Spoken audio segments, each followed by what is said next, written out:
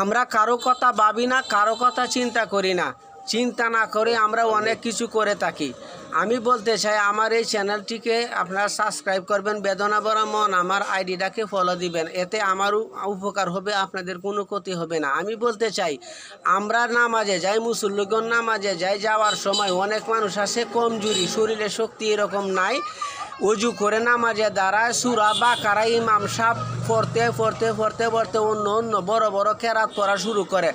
এতে এই বৃদ্ধ লোক বা কমজোরি অসুস্থ লোকগুলোর অজু নষ্ট হয়ে যায়।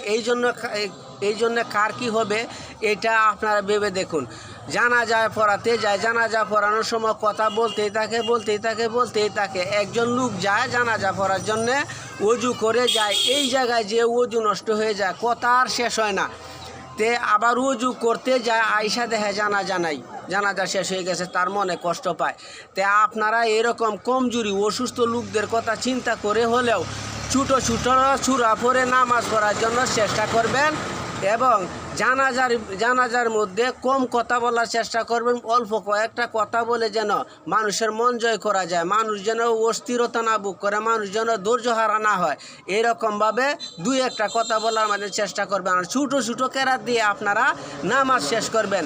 নবীজি সাল্লাল্লাহু আলাইহি সাল্লামের জিন্দিগিতে এত বড় বড় সূরা পড়ছে এরকম কোনো দলিল নাই। ছোটো সূরা দিয়ে নামাজ পড়বেন। ধন্যবাদ, সবাই ভালো থাকবেন।